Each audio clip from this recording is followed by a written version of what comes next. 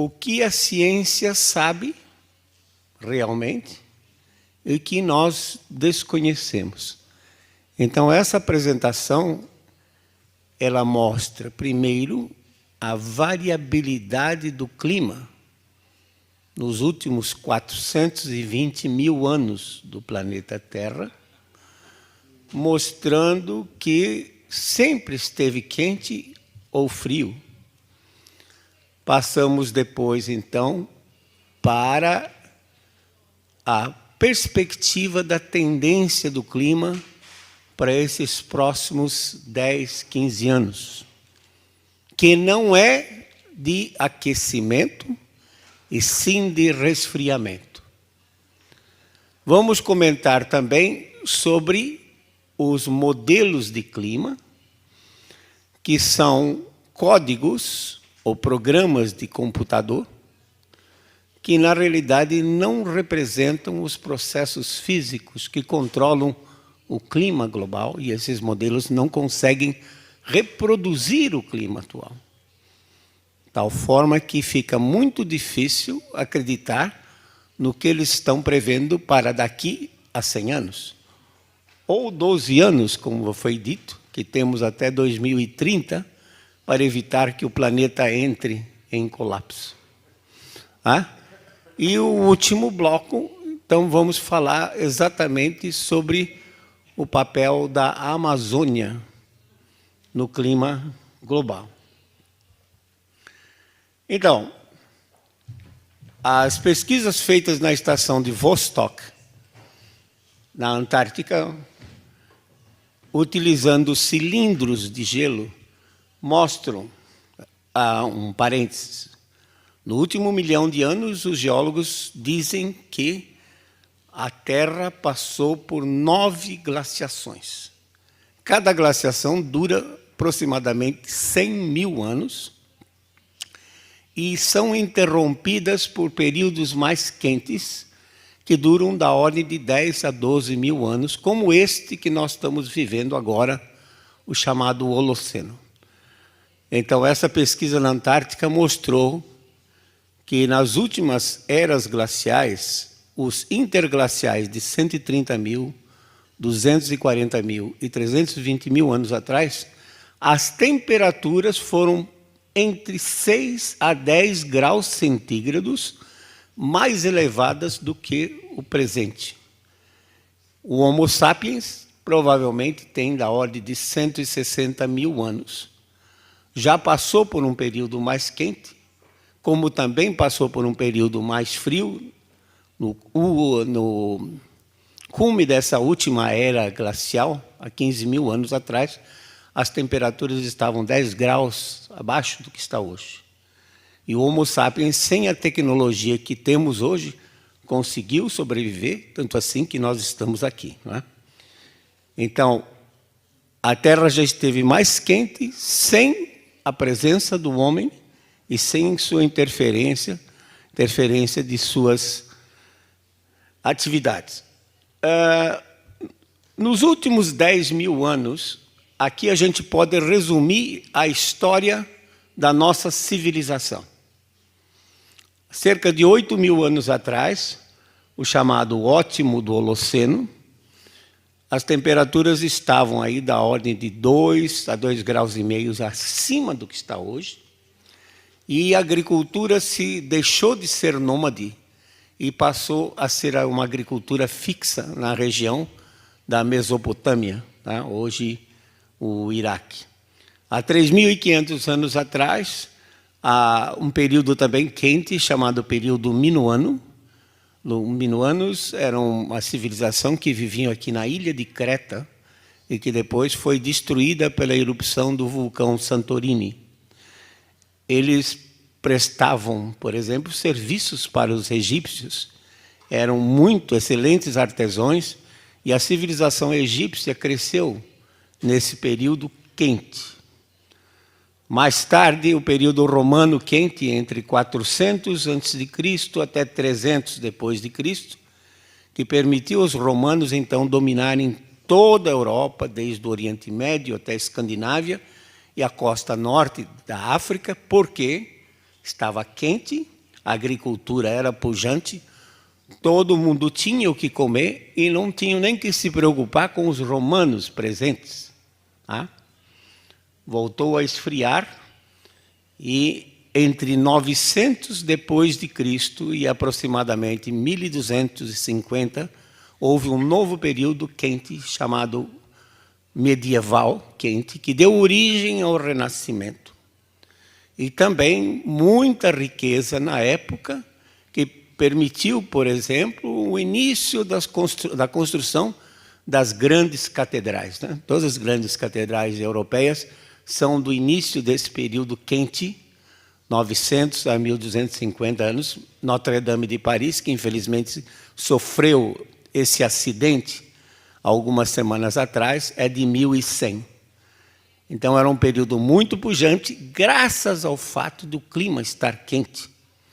Então, se produzia bem. Depois, entramos na chamada Pequena Era do Gelo, a Pequena Era Glacial, que a partir de 1350, a Europa, principalmente, onde se tem grande documentação, mas o globo como um todo, sofreu uma redução de temperatura que foi um verdadeiro caos.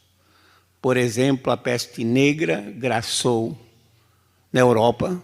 Estima-se que 70 milhões de pessoas tenham morrido por conta dessas pestes e desse período que trazia muita frustração de safra. O povo estava com fome. E nós temos esse relato da Revolução Francesa de 1789, que mostra que o que levou o povo a depor a monarquia foi exatamente a situação que se encontrava em função dessa situação climática com temperaturas baixas, janela de produção curta, de tal forma que os invernos se alongavam e já os outonos já estavam sujeitos a geadas e granizos e neve, de tal forma que a produção era pequena. Vejam que, então, de maneira geral, já atingimos um pico há 8.000 anos atrás e a tendência de longo prazo, dada pela linha verde, mostra, então, que inexoravelmente estamos caminhando para uma nova era glacial. Mas ninguém precisa perder o sono por isso, porque provavelmente o pico dessa nova era vai acontecer daqui a 100.000 anos. Tá? E se alguém estiver vivo, tá, que procure resolver o problema no tempo devido. Mais recentemente, nesses últimos 100 anos, saímos então dessa pequena era glacial, que durou provavelmente até 1915, início do século XX. A partir daí, houve um aumento na temperatura, como mostra essa curva verde, que é a temperatura, e essa é uma série do Centro Hadley, da Inglaterra, não é minha. O Centro Hadley tem essa variação da temperatura, que mostra entre 1916 e 1945, houve um aumento na temperatura que foi devido à atividade solar. Aqui neste gráfico nós temos número de manchas solares, que quanto mais manchas o Sol tem, indica que ele está mais ativo, e essa série é do Observatório de Zurique, na Suíça, organizada já desde 1749, que mostra que o período de atividade solar, no início do século XX até a metade do século XX, foi o maior, mais intenso desses últimos 400 anos. E estudos paleoclimáticos mostram que esse ciclo, na verdade, esse período, foi mais intenso dos últimos 4.000 anos. Mostrando, então, que aquele aquecimento que nós tivemos entre 1916 e 1945 foi perfeitamente natural, podendo ser explicado pela atividade solar. O painel intergovernamental de mudanças climáticas, que tem a sigla de IPCC em inglês, e que é o maior órgão terrorista climático,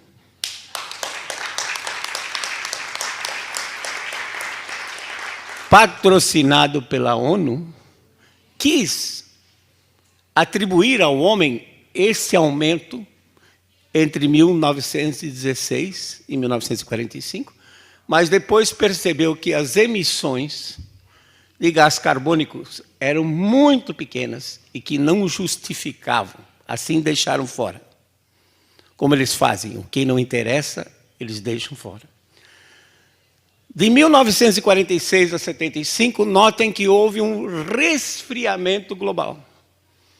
Isso porque aumentou a cobertura de nuvens naquele período de aquecimento, 1916 a 45, aumentou a cobertura de nuvens, e a cobertura de nuvens no planeta Terra funciona como uma cortina. Se temos luz entrando por essa janela, por exemplo, e não queremos que o ambiente se aqueça, a gente fecha as cortinas. Então a radiação solar não entra. Nuvens, quando aumenta a cobertura de nuvens, a radiação solar vem do espaço exterior, bate no topo da nuvem e volta para o espaço exterior e o planeta esfria. Porém, se queremos mais luz, abrimos a cortina, reduzindo a cobertura de nuvens, entra mais radiação solar e o planeta aquece. Nesse caso, o aumento da cobertura de nuvens levou ao resfriamento dos oceanos. E veja o que acontecia na mídia naquela época. Eu vivenciei isso, porque eu estava fazendo meu doutorado na Universidade de Wisconsin, em Madison, e no inverno de 72 para 73, peguei temperaturas de 35 graus centígrados abaixo de zero, negativos. Desse período de resfriamento de 46 a 75, a mídia dizia o quê? The Big Freeze. Estamos indo para uma nova era glacial. Depois, em 76, a temperatura voltou a subir. Quer dizer, houve uma variação rápida, principalmente no Oceano Pacífico, que se aqueceu e começou a aquecer o globo. E aí entrou, a partir de 1988, com a criação do IPCC, começou toda essa histeria dizendo que as atividades humanas emitindo gás carbônico é que eram responsáveis por esse aquecimento. Mas aqui vocês veem claramente, lamentavelmente, este ano, 2019, completa 40 anos de dados de satélites. Uma Terra, um planeta que tem 4,6 bilhões de anos de existência, só tem 40 anos de dados que nos permite acompanhar o que está acontecendo no globo como um todo. E esses dados de satélite mostram, o SCIP foi um projeto internacional de cobertura de nuvens que mostra que de 1987 até 2000, a cobertura de nuvens, que é essa linha preta, diminuiu em 5%, permitindo maior entrada de radiação solar. Eu calculei, esse 5% representaria apenas 4 watts por metro quadrado. Só que nós estamos falando em termos de energia, joules por segundo por metro quadrado, num planeta que tem 510 milhões de quilômetros quadrados. Ou seja, cada milhão de quilômetros quadrados, cada quilômetro quadrado tem 1 milhão de metros. Então, nós estamos num planeta com 512 bilhões, trilhões de metros quadrados. E quando você começa a multiplicar esse pequeno número pela área, e depois, quantos segundos temos num dia? 86.400. Quantos dias temos no ano? 365. Durante 18 anos, você vê que a quantidade de energia que entrou foi tão grande que a temperatura subiu naturalmente, apenas com a redução da cobertura de nuvens. E quando a cobertura de nuvens se estabilizou, nos últimos 20 anos, a temperatura tem estado estável, embora a emissão de gás carbônico tenha aumentado cerca de 11% nesses últimos 20 anos. O que mostra claramente que o gás carbônico não tem relação nenhuma com a temperatura do planeta e que os grandes controladores são cobertura de nuvens e os oceanos, que constituem 71% da superfície terrestre.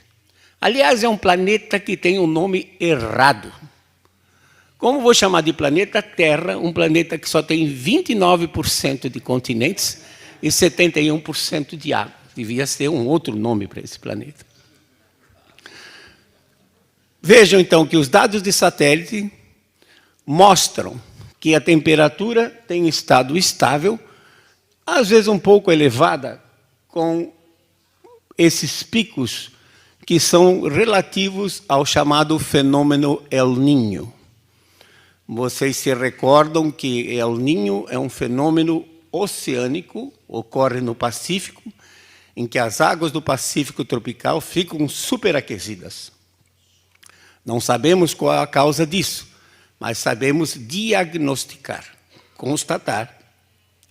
E como são áreas imensas, mais de 30 milhões de quilômetros quadrados que ficam superaquecidas, jogam muito calor na atmosfera, a ponto de elevar a temperatura, por exemplo, no El Niño de 97 e 98, de 0,74 graus, no El Niño moderado de 2009 e 2010, meio grau, e nesse fantástico El Niño que ocorreu agora, entre 2014 e 2016, elevou a temperatura global de quase 0,9 graus centígrados.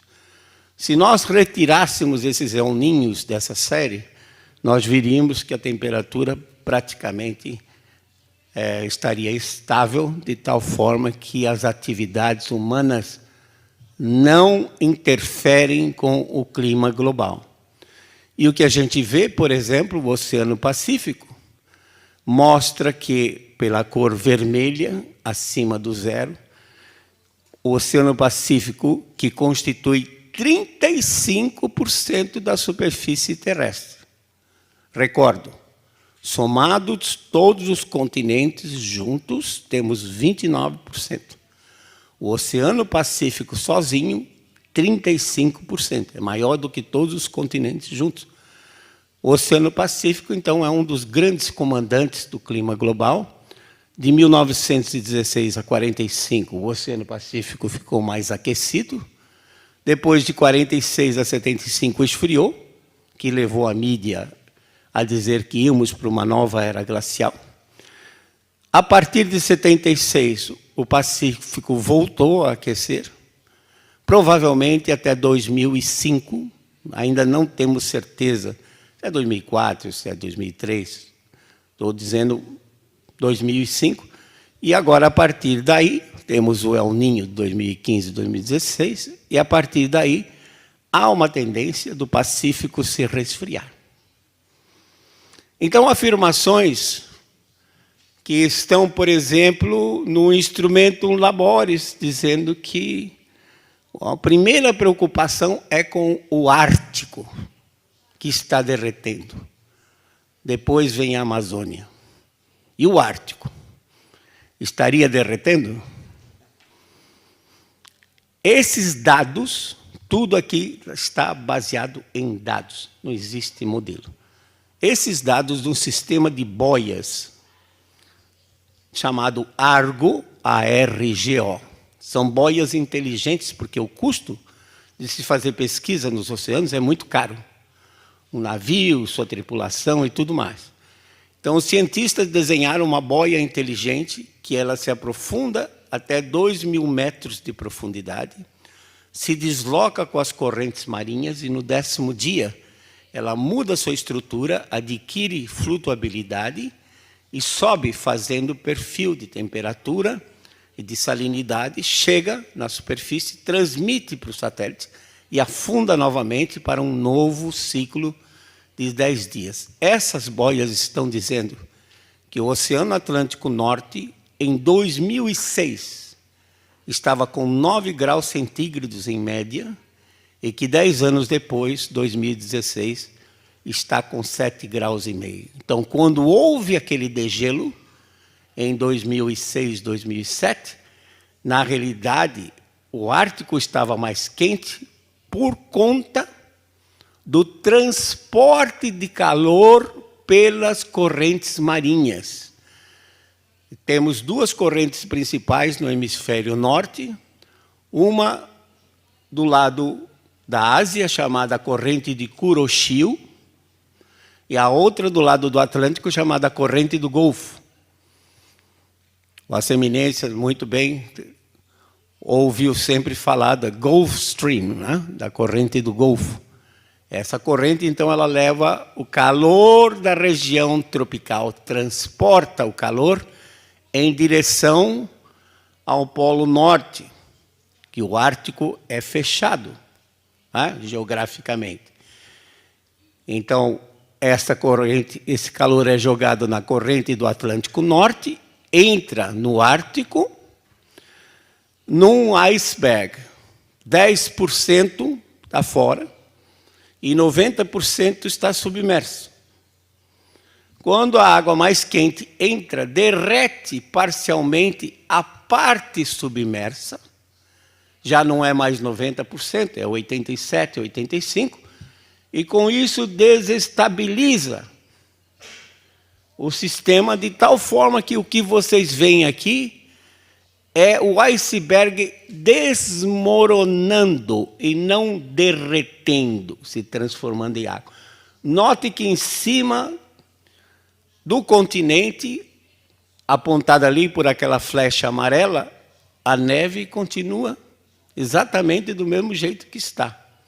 Portanto, o derretimento do Ártico foi devido a um transporte maior, natural, comandado por um ciclo lunar, chamado ciclo nodal lunar, que tem um ciclo de aproximadamente 20 anos, que se refere ao plano da órbita da Lua, que não é fixo com relação ao Equador. Quando ele está mais inclinado, em 28,6, opa, o que foi que aconteceu? Transporta mais calor. E já temos um registro na revista Monthly Weather Review, que é da Sociedade Americana de Meteorologia, American Meteorological Society, que descreve uma expedição norueguesa em novembro de 1922, chefiada pelo Dr. Adolf Hoyle, que fez sondagens, uma expedição oceanográfica fez sondagens no Ártico, até próximo do Polo Norte, 81 graus de latitude norte, e verificou que as águas estavam mais quentes. 1922. Perguntem-se, qual era a atividade humana em 1922, emitindo gás carbônico capaz de ter derretido o Ártico naquele período? E o nível do mar vai subir? Aqui está a visão do History Channel do que será Manhattan no ano 2100. Vocês estão vendo aqueles táxis amarelos que são característicos de Manhattan? Não podem ver, não é por culpa da foto, mas é porque eles foram transformados em Yellow Submarines para poder transportar as pessoas. Al Gore disse que o nível do mar, ex-presidente, né, ex-vice-presidente americano, disse que o nível do mar vai subir de 6 metros até 2006. O IPCC, no relatório de 2007, foi modesto, 59 centímetros. Agora, no relatório de 2013, o IPCC diz 98 centímetros. Eu disse, mas dada a imprecisão que nós temos, por que não arredondamos isso para 1 metro? Não pode. Porque 1 metro seria, como se diz, um chute. E 98 centímetros é um cálculo preciso. Medir nível de mar nesse nosso planeta é missão impossível. Entre outras coisas, movimento de placas tectônicas. Por exemplo, hoje, Estocolmo, que tem mais de 200 anos de medida de nível de mar, mostra que o nível do mar está baixando. Em compensação, Veneza, no Mediterrâneo, mostra que o nível do mar está aumentando. A placa da Europa faz um movimento. Como o instrumento está fixo na placa, a parte da placa que levanta, nesse caso, na Escandinávia, mostra que o nível do mar está baixando. E o mesmo instrumento, em Veneza, mostra que o nível do mar está subindo. Então, não há absolutamente comprovação nenhuma que o nível de mar esteja se acelerando nesses últimos anos. Não há evidência científica, porque é impossível você medir nível de mar num planeta cuja crosta se movimenta, composta de 20 grandes placas. E vocês vejam só uma curiosidade. Al Gore comprou essa mansão de 9 milhões de dólares, quando o mercado americano, em 2008, estava muito ruim. A mansão valia 25, ele comprou por 9 milhões de dólares. Em Montecito, na Califórnia, o que chama atenção? Esse imenso Pacífico que se estende para o oeste. Então, um indivíduo que acredita que o nível do mar vai subir de 6 metros, gasta 9 milhões de dólares para comprar uma casa ao nível do mar.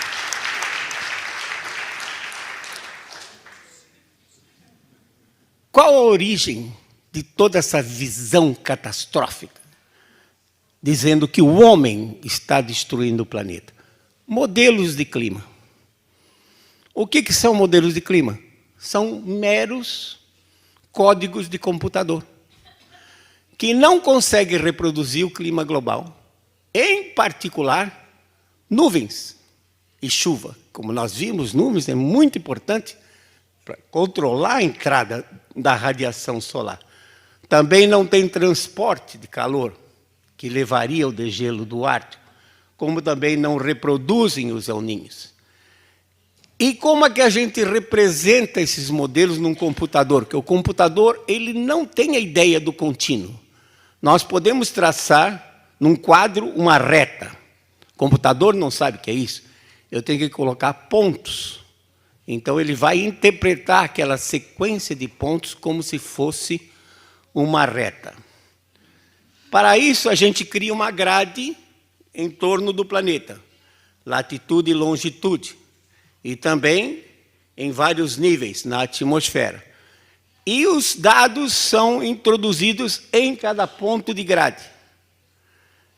Normalmente, devido às restrições dos supercomputadores, porque esses modelos são complexos. Por exemplo, o modelo da NASA, de última geração, ele tem 1,5 milhão de linhas de instruções.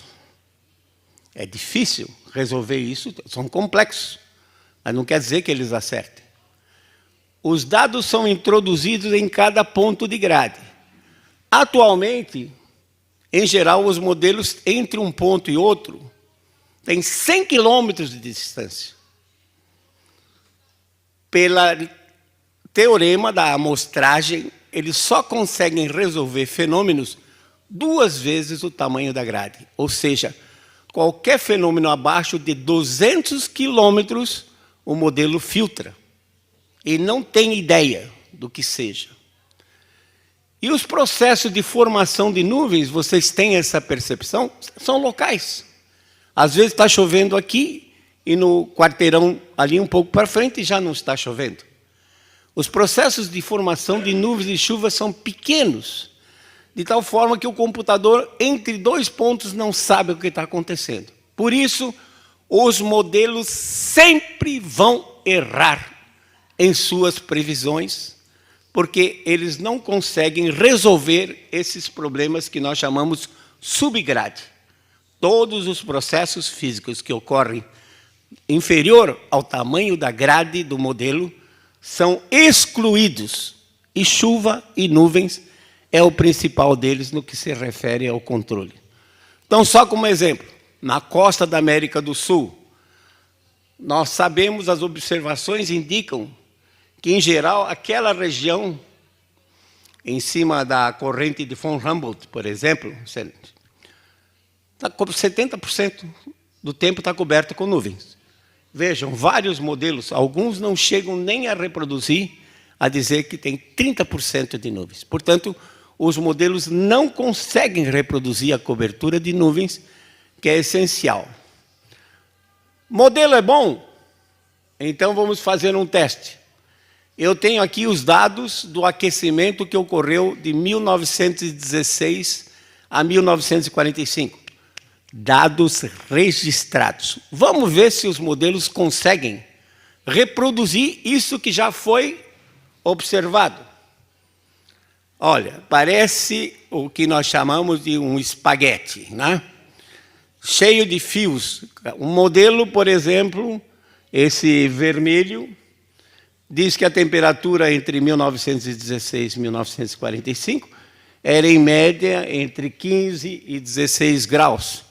Enquanto o outro, aqui embaixo, diz que a temperatura estaria em torno de 12,3 graus. Quer dizer, entre os modelos, ou nesse caso foram 81 modelos, há uma divergência de mais de 3 graus centígrados. Como é que eu vou me preocupar com algo que diz não podemos passar de 2 graus, que é baseado em modelo? Ou então, nos próximos 10 anos, não podemos permitir que o clima aumente meio grau, quando os modelos não conseguem reproduzir isso.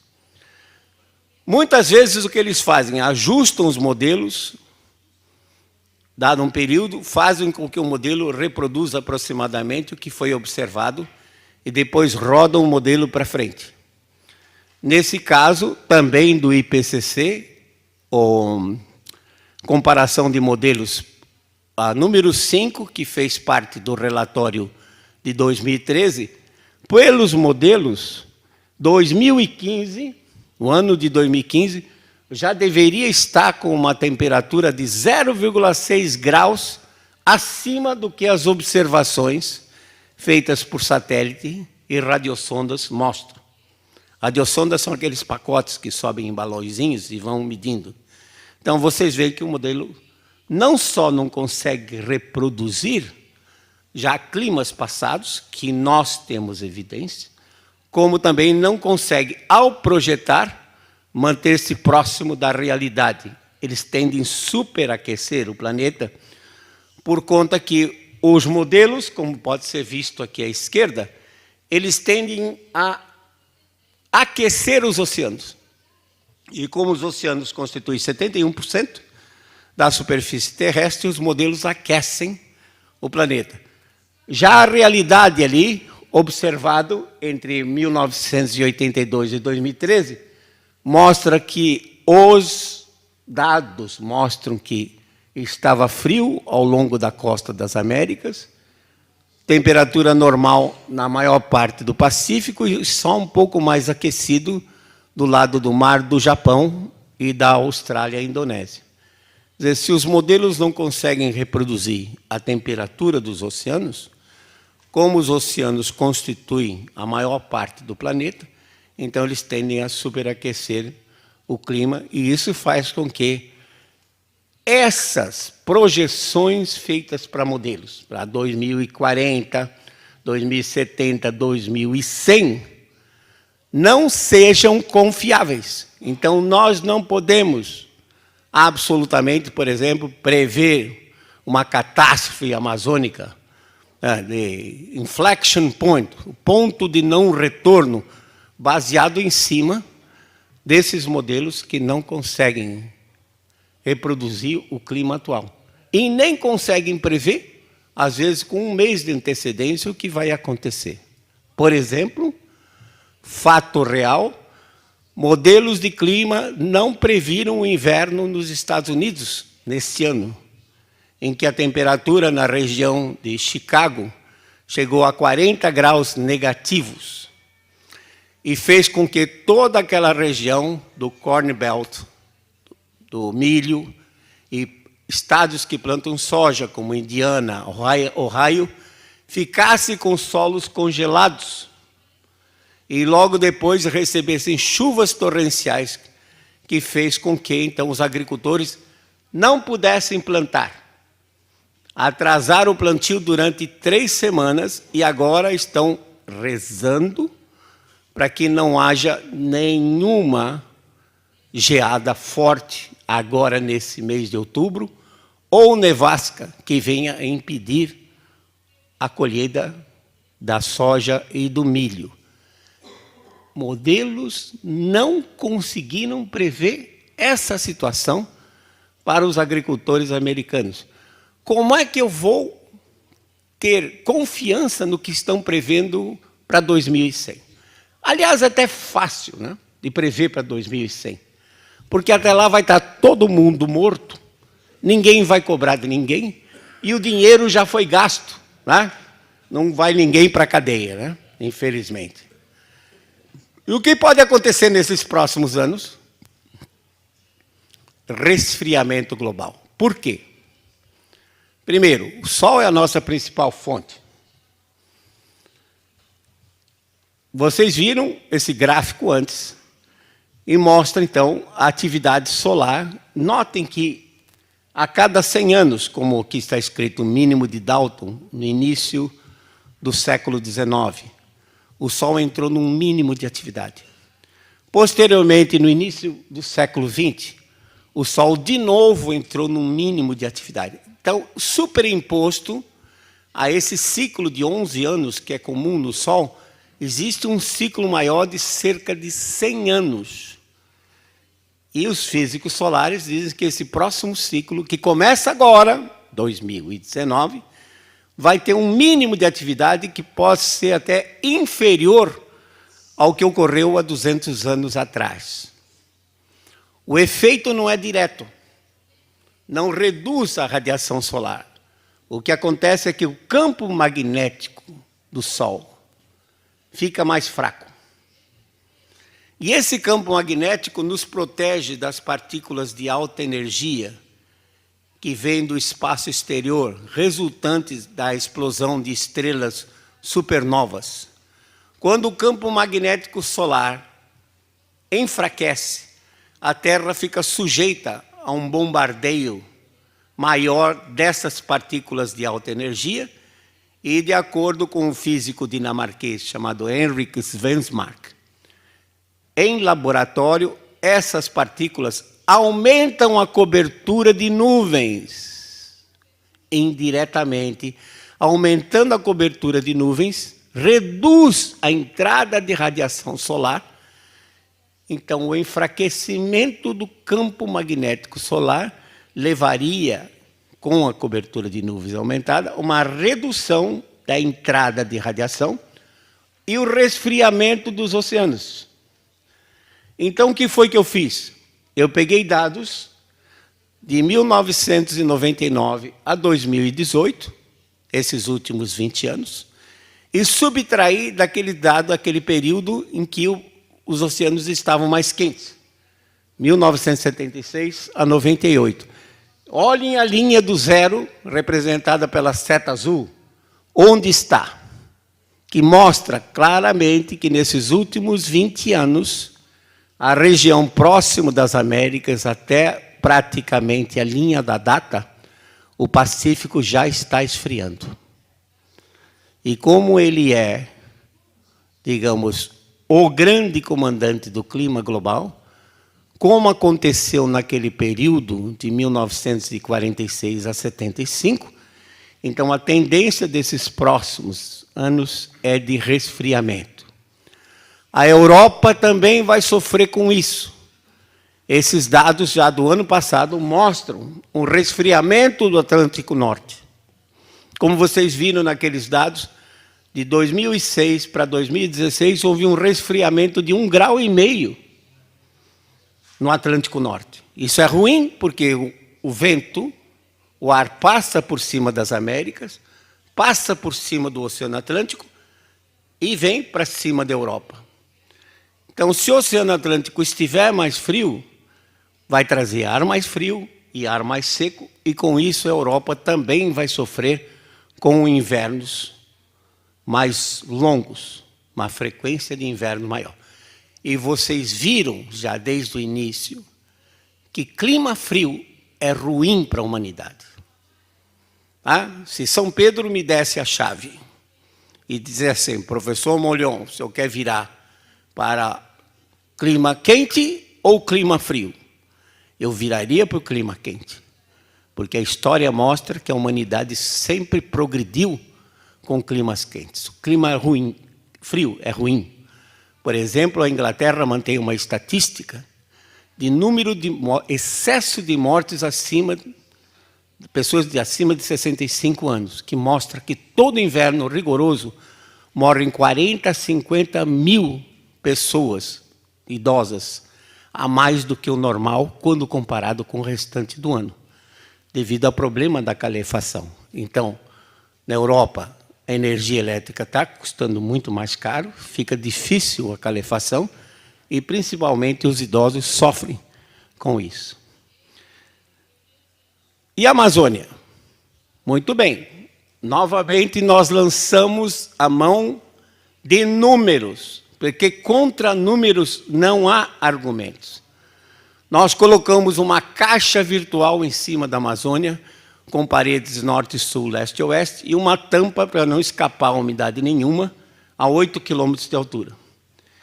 E computamos quanto entrou, com dados de 1999 a 2014, quanto entrou de umidade na Amazônia, vinda do Oceano Atlântico, que é a principal fonte.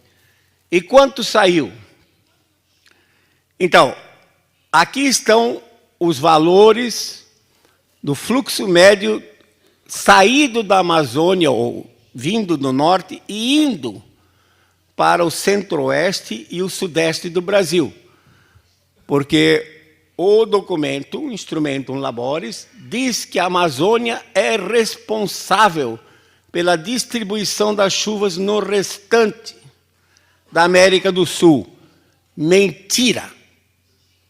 Esses dados mostram que durante a seca severa que nós tivemos em 2014, que uma cidade como São Paulo ficou sem água, foi o maior fluxo registrado nesse período de dados.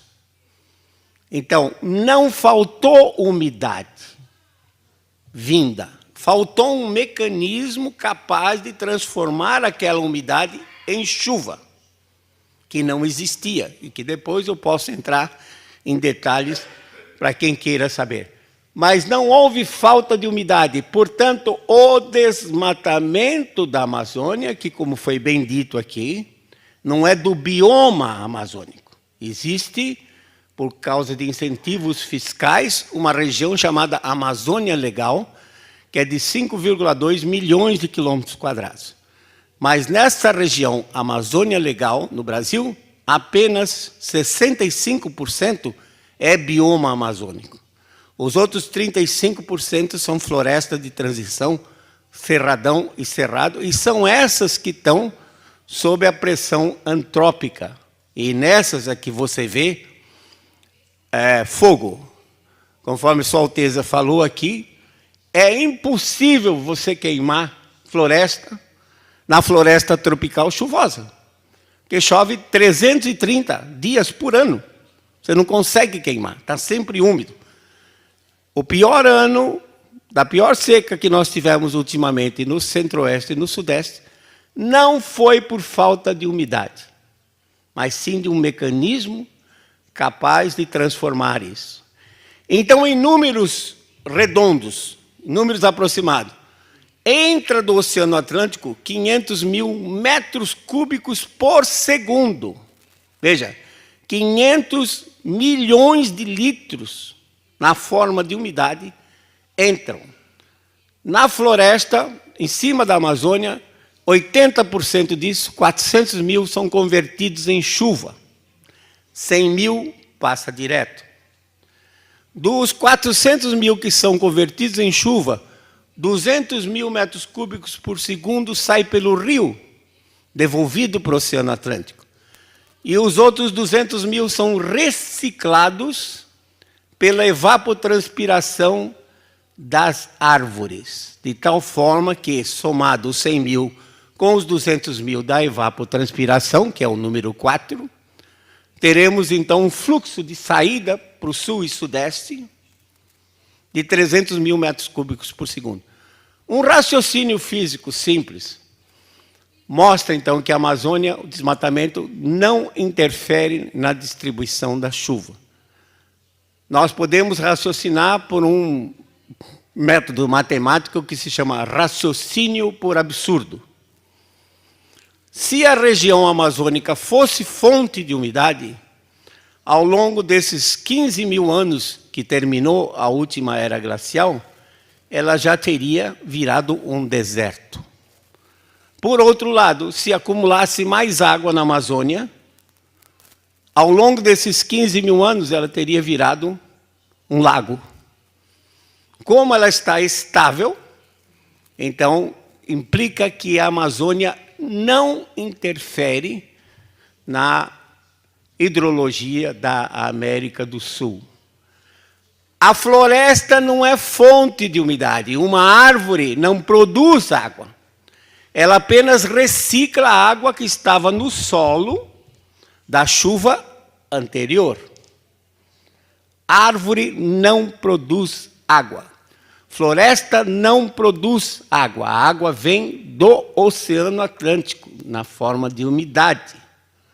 E a floresta existe porque o clima permite que ela exista, e não ao contrário.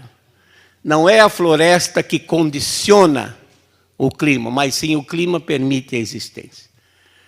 E nós colocamos uma torre, como o senhor Julio falou, em 1983. A torre está lá até hoje, são 36 anos que essa torre está na floresta amazônica. E nós medimos a assimilação de carbono pela fotossíntese.